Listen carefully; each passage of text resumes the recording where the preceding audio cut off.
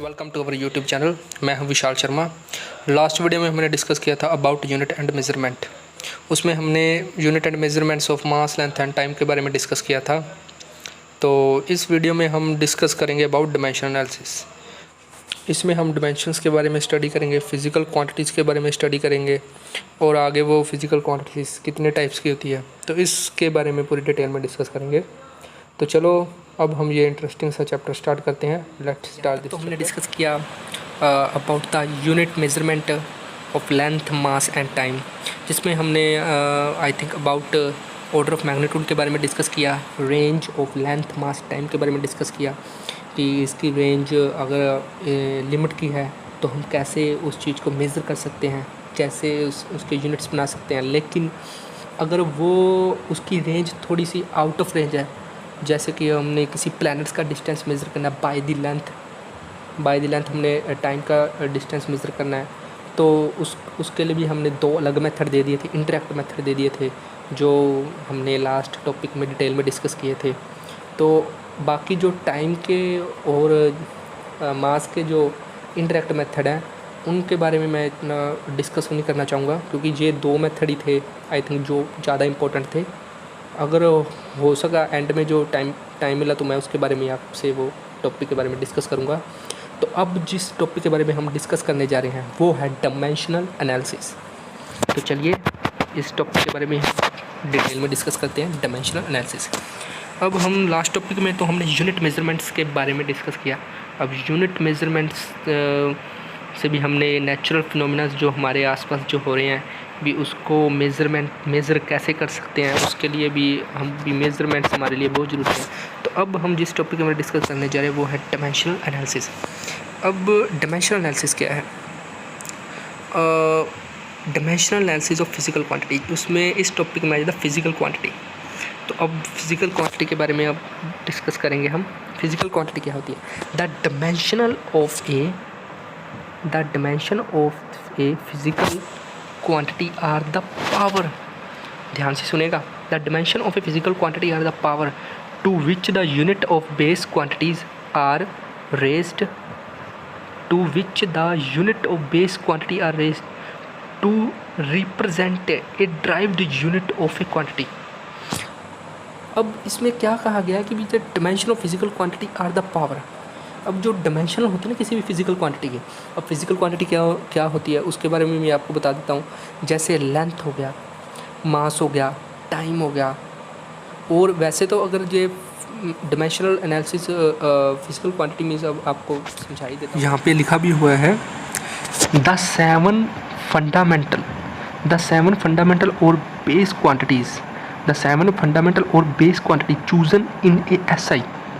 The 7 or fundamental base quantities chosen in a SI are called 7 dimensional of physical world।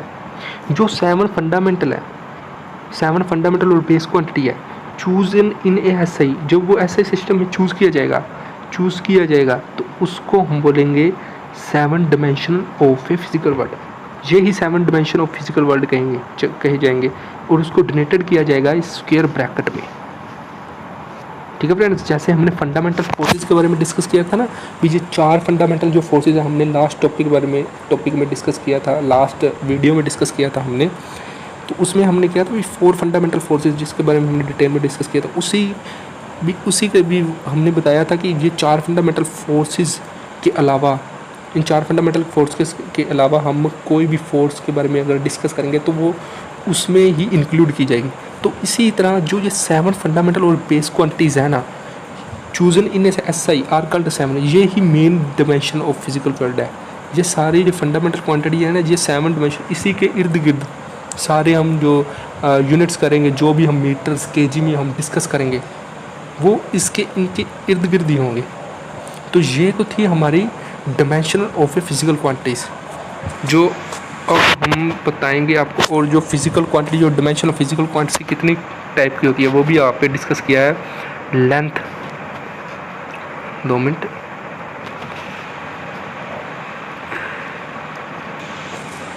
Length, mass, time, electrical current, thermodynamic, luminous intensity and amount of substance. ये सारे dimension को कैसे represent किया गया वो brackets में हमने represent किया है, और इनके जो आई थिंक जिस लेटर से डोनेटेड किया गया है, एक तो लेंथ को एल से किया है, मास को एम से किया है, टाइम को टी से किया है, इलेक्ट्रिक करंट को सी से किया है, और वैसे ही थर्मोडायनेमिक को के से, ल्यूमिनस इंटेंसिटी को सी डी से, और अमाउंट ऑफ सब्सटेंस मोल से। जैसे हम मोलिकुल्स में आज ज़्यादातर हम केमिस्ट्री में हम इस चीज़ के बारे में डिस्कस करते हैं।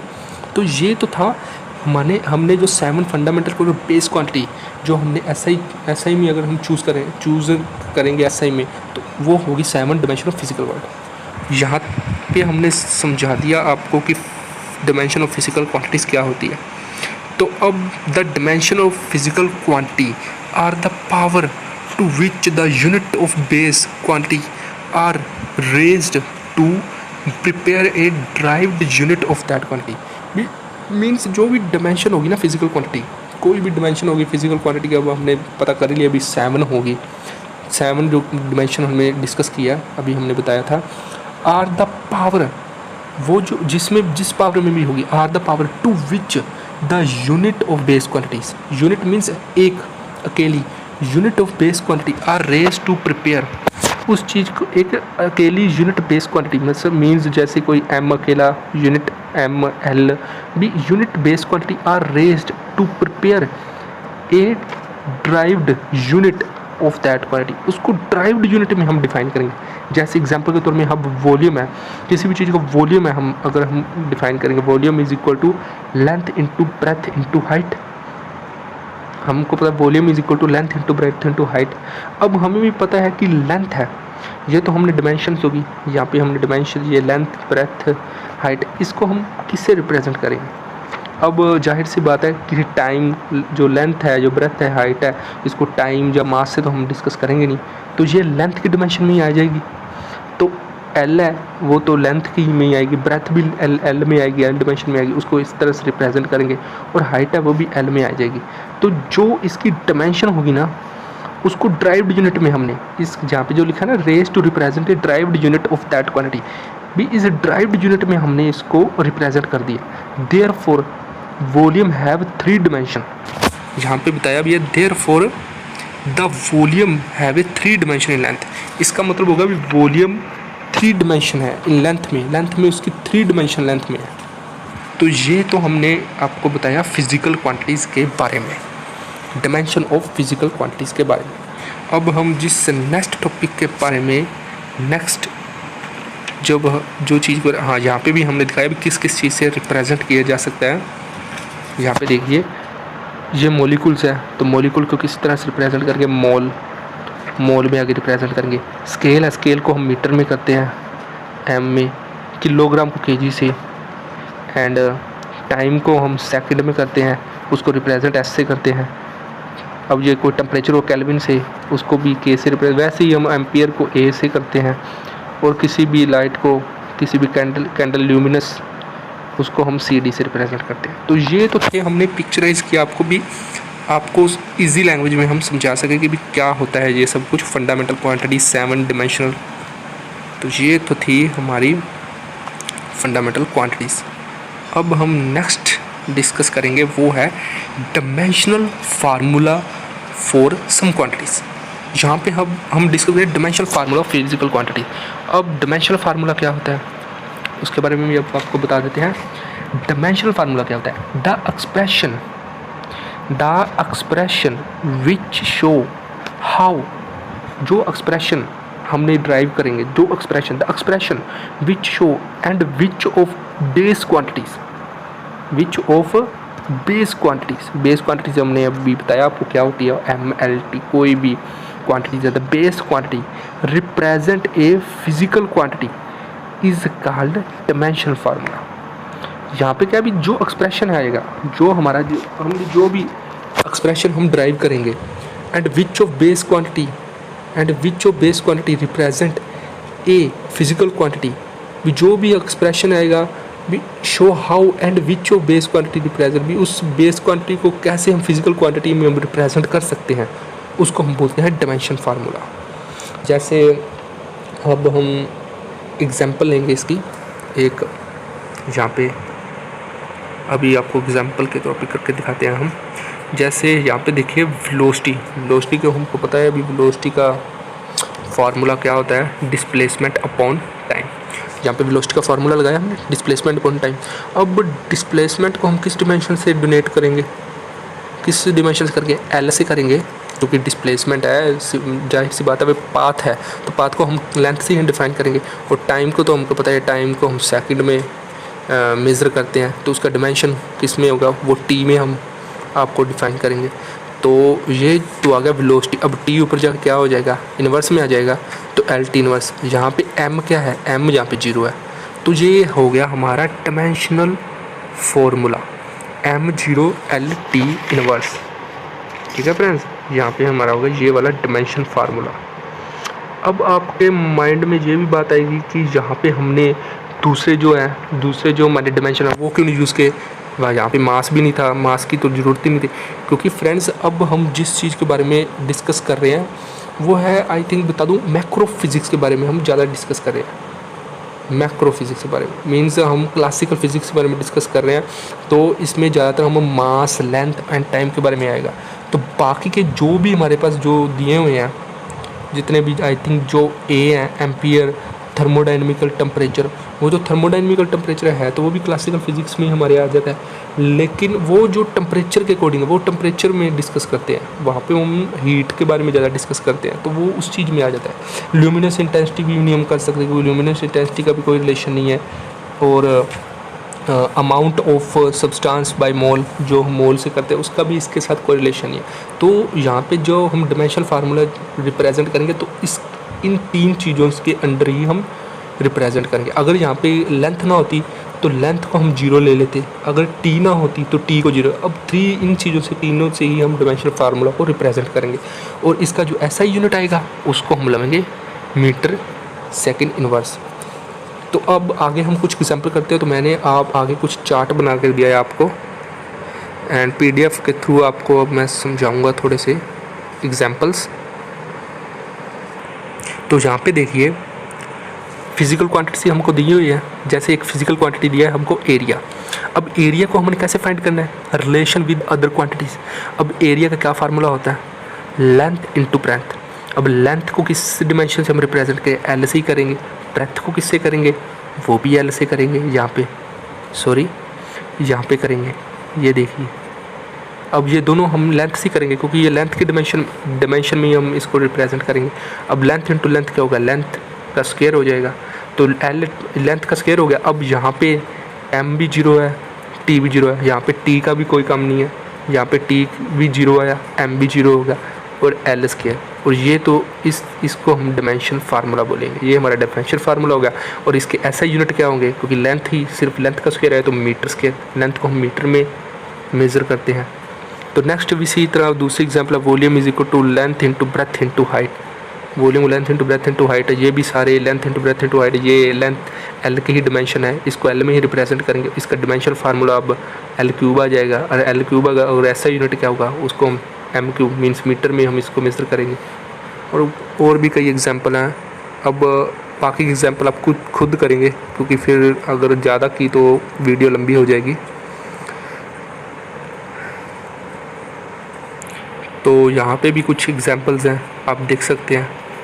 ये देखिए, ये सारी जितनी भी मैंने एग्जांपल जितनी शो किए आपको, जितने भी ये फार्मूला, ये सारे यहाँ पे ड्राइव करके दिखाए हुए हैं आपको। सारे इनके डिमेंशन फार्मूलाज भी आपको दिखाए हुए हैं, डिमेंशन फार्मूला को भी ड्राइव किया हुआ है, उसके साथ उसके एसआई यूनिट को भी, सारे एसआई यूनिट यहाँ पे लिखे हैं। तो फ्रेंड्स इसकी प्रैक्टिस कीजिएगा, बहुत ही सिंपल से हैं, इतने डिफ़िकल्ट नहीं है। आपको जब आप करेंगे तो आपको बहुत ईजी लगेंगे।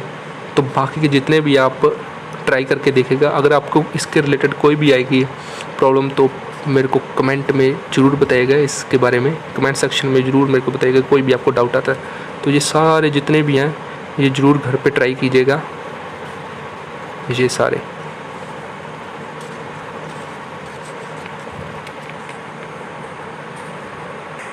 अब फ्रेंड्स मैं जो नेक्स्ट टॉपिक के बारे में अब डिस्कस करूँगा वो है 4 types of fundamental quantities. Means हमारे पास 4 टाइप्स की फंडामेंटल क्वांटिटीज़ होती हैं।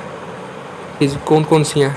One is dimensional constant, one is a dimensional constant, another one is dimensional variable, and another one is dimensional constant, dimensionless constant, sorry, dimensionless constant, and last one is dimensionless variable. अब इसके बारे में भी हम discuss करते हैं। अभी ये जितनी भी अलग अलग तरह की क्वांटिटीज़ हैं इसका क्या रिलेशन है।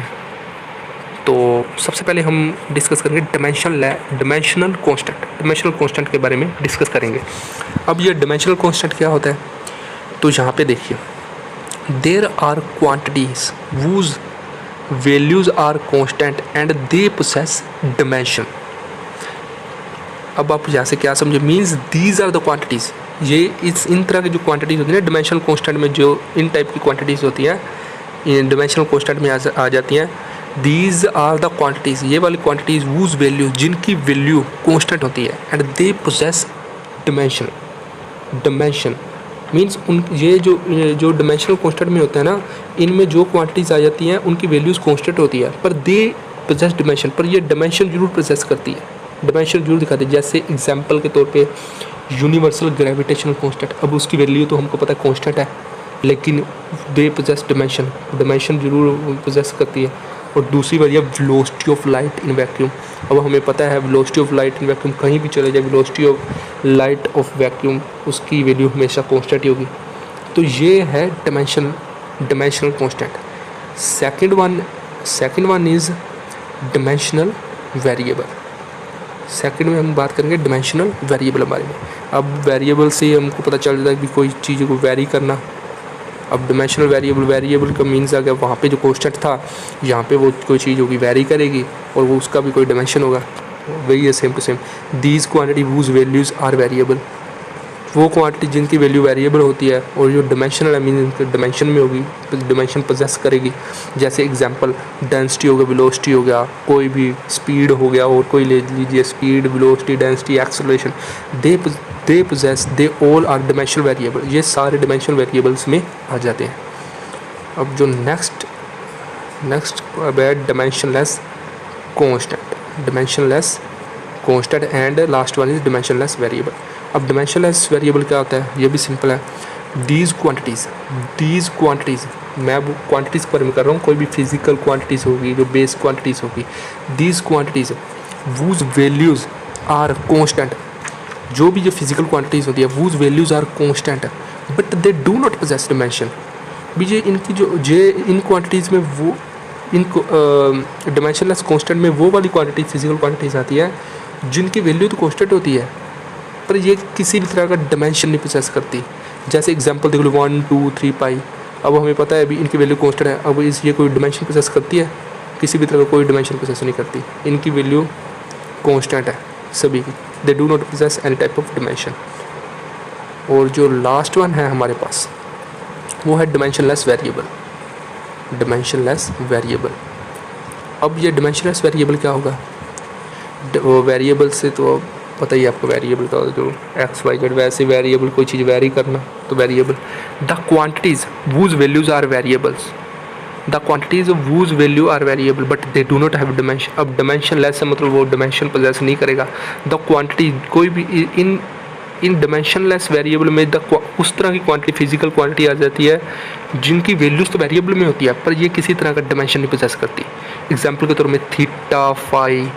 अब ये हमको भी पता भी है क्वांटिटीज़ है, वैल्यूज़ इनकी वेरिएबल में ही है, क्योंकि कुछ भी हो सकता है। थीटा 0 भी हो सकता है, 45, 90 डिग्री कोई भी एंगल हो सकता है, फाई भी कोई एंगल है। तो इनकी जो क्वांटिटीज़ है ये हैगी तो ये वेरिएबल है, but they do not have any type of dimension, ये इसके पास कोई डिमेंशन नहीं है।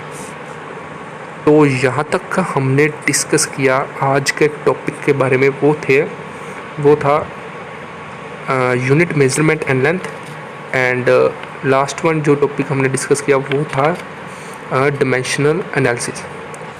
सो फ्रेंड्स, इसी के साथ हम अपनी वीडियो का दी एंड करते हैं।